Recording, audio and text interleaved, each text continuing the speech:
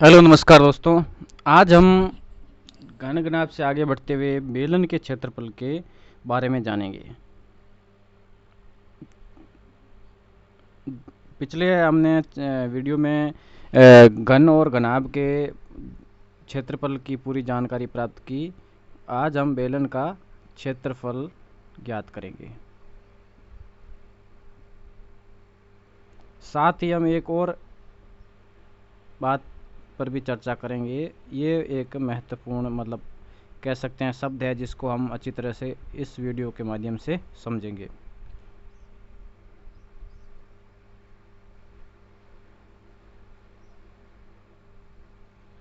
चलिए तो शुरू करते हैं।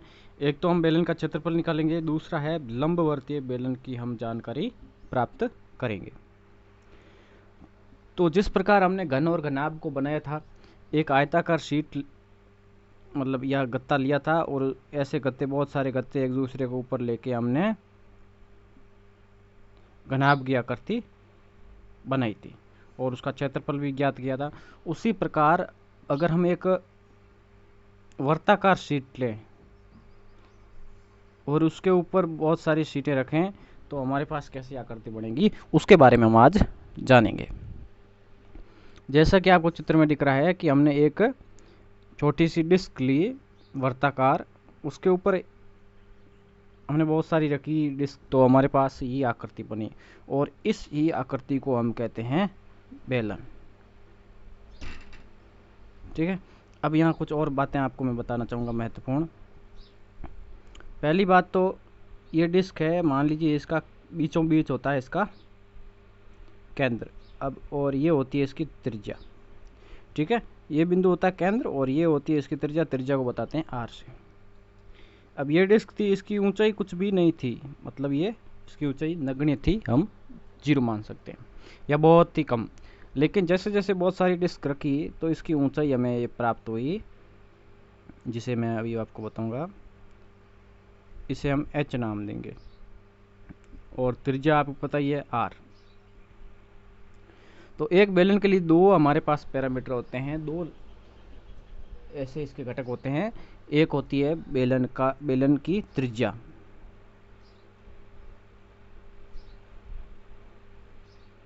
और दूसरी है इसकी ऊंचाई। तो हमारे जितने भी सूत्र इसमें लगेंगे उसमें इन दोनों का जिक्र रहेगा, आर और एच।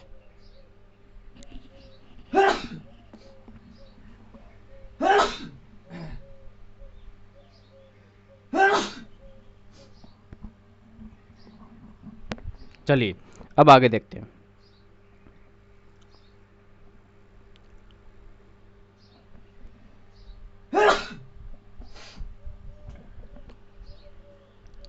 अब इस लंबवर्तीय अपन लंबवर्तीय बेलन क्या है ये भी हमने शुरुआत में चर्चा की थी, तो उसके बारे में जानेंगे।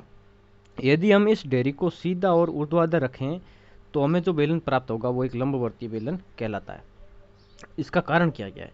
एक तो इसका आधार वर्ताकार है और दूसरा डेरी का आधार, इसका जो आधार है वो लांबिक रूप से रखा गया है। इसके आधार से लांबिक रूप से रखे गए, ऊपर सारी डिस्क है वो 90 डिग्री का कोण बनाते हुए रखी गई है। इसको हम आगे वीडियो आगे स्लाइड में देखते हैं। जैसे कि ये देखिए, ये अब दो आवश्यक तथ्य ये हैं कि एक कोई भी बेलन लंबवर्तीय है तो उसका एक तो आधार वर्ताकार होना चाहिए, और जो इसके ऊपर जो और वर्त रखे जा रहे हैं वो इस आधार से मान लो ये आधार की ये लाइन है तो इससे 90 डिग्री बनाते हुए ऊपर ऊपर की ओर रखे जाने चाहिए। तो यहाँ देखते हैं, यहाँ मान लीजिए ये इसका आधार है, आधार वर्ताकार है, लेकिन यहाँ कोण आपके 90 डिग्री या लंब रूप नहीं दिख रहा है। ठीक है, और दूसरे चित्र में यहाँ आधार वर्ताकार नहीं है, बस इस कारण ये दोनों ही क्या है, आपके लंबवर्तीय बेलन नहीं है। और लंबवर्तीय बेलन जैसे हर एक, जैसे कोई प्रतियोगी परीक्षा भी हो तो उसमें लंबवर्तीय बेलन न लिख के खाली बेलन लिखा जाता है और उसको हम लंबवर्तीय बेलन मानते हैं। ठीक है, अब आती है बेलन के क्षेत्रफल की। तो बेलन के देखो कुल कितने पार्ट हैं वो आप थोड़ा ध्यान से देखिए।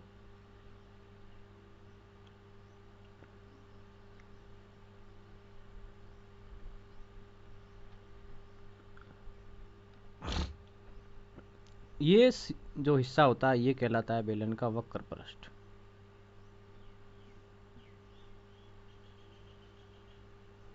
ठीक है, ये दो जो सिरे होते हैं ये तो आधार है। ठीक है, ये दोनों ही एक तरह से आधार ही कह सकते हैं, तो ये इसे कहेंगे वर्ताकार आधार।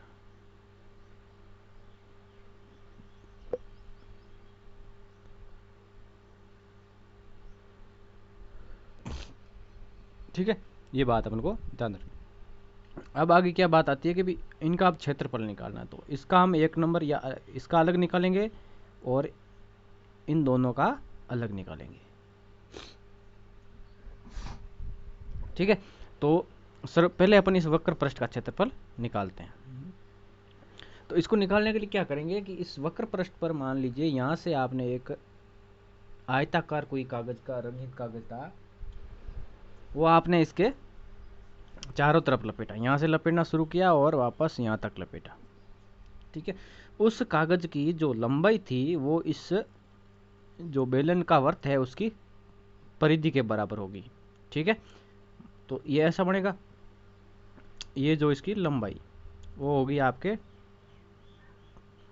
2 पाई आर के बराबर। चलिए, अब ये इसकी चौड़ाई कितनी होगी, चौड़ाई जितना बेलन की ऊंचाई है उसके बराबर चौड़ाई होगी, तो इसको लिख देंगे अपन h।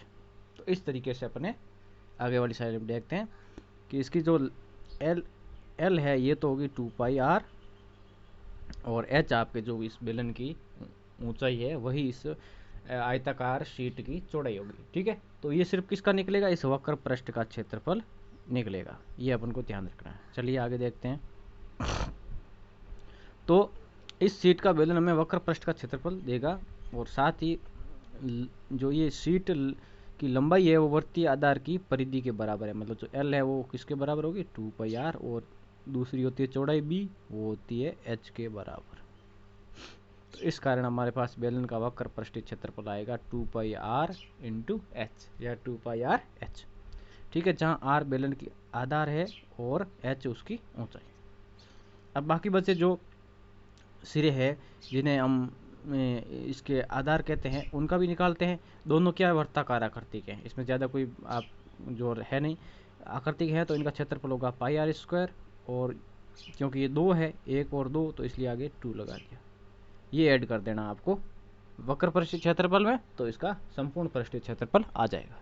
ठीक है, अब जैसे अपन इसको थोड़ा टोटल निकाल देते हैं, टोटल वक्र पृष्ठीय क्षेत्रफल कितना आएगा। जैसा कि हमने देखा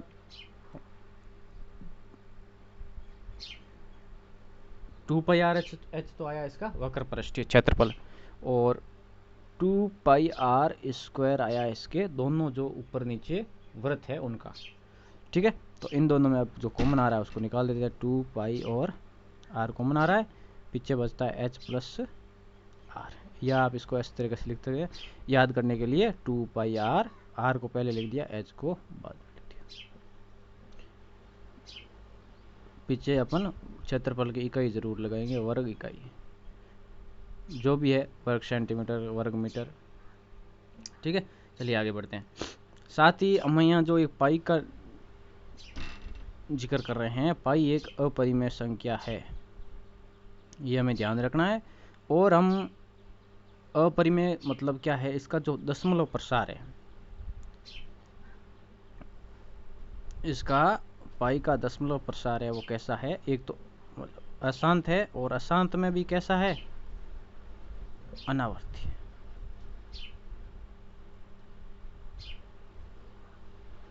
ठीक है, कोई भी परिमेय संख्या होती है, मान लीजिए परिमेय संख्या, तो उसका दशमलव प्रसार या तो शांत होता है, ठीक है, या उसको भी बता देते हैं। परिमेय संख्या होती है, इसको अपन पूरा समझ लेते हैं कि जैसे दशमलव प्रसार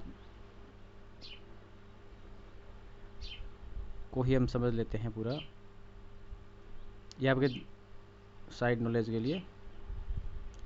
वो दो प्रकार का होता है, एक तो शांत, दूसरा होता है अशांत।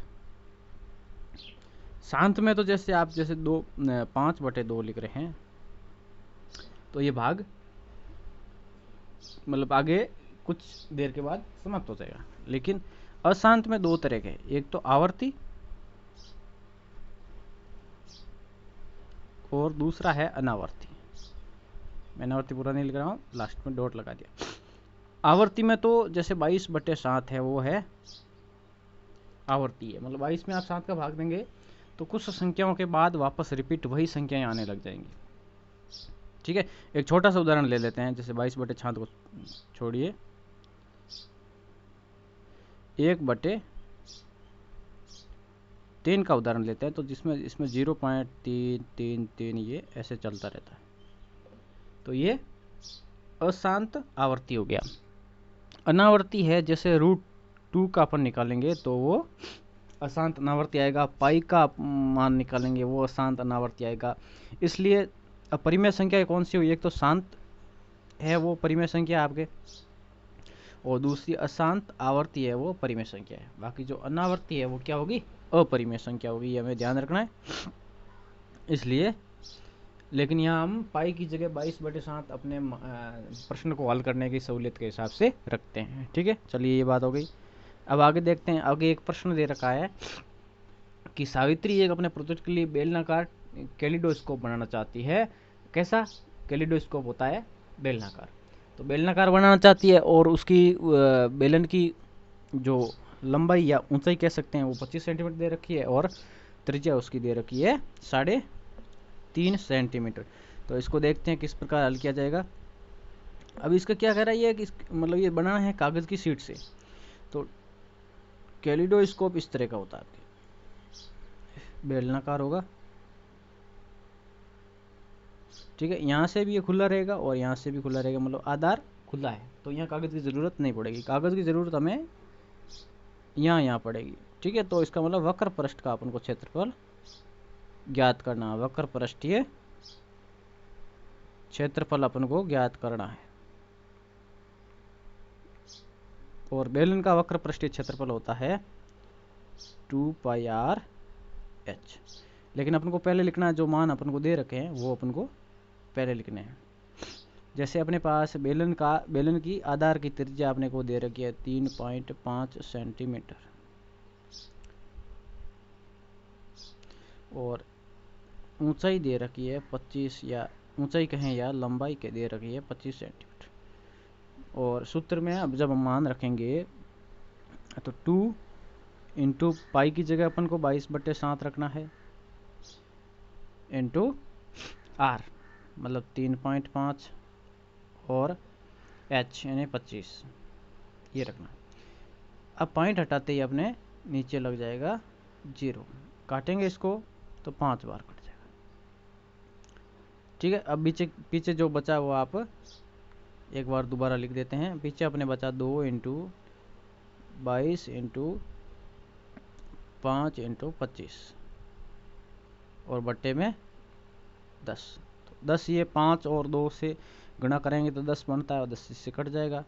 पीछे बचेगा 22 इंटू 25, इसको गुणा करेंगे तो अपने पास आएगा 550, और इकाई लगा देंगे सेंटीमीटर स्क्वायर। इस तरीके से इतने कागज़ क्षेत्रफल के कागज़ की ज़रूरत पड़ेगी। इसके अतिरिक्त बहुत सारे प्रश्न हैं, जैसे ये हल दे रखा है, इसमें आप देख सकते हैं ध्यान से। इसके अतिरिक्त आपके प्रश्न भी दे रखे हैं, तो आप इनको, जैसे ये है, इसके बाद ये प्रश्न दे रखे हैं, इसके बाद ये प्रश्न, कुल 11 प्रश्न दे रखे हैं। आप हल कीजिएगा, जहाँ आपको समझ में न आए कृपया उस प्रश्न को ज़रूर पूछिए मेरे से, मैं आपको उसका आंसर अच्छी तरह से आपको समझाऊंगा। बहुत बहुत धन्यवाद।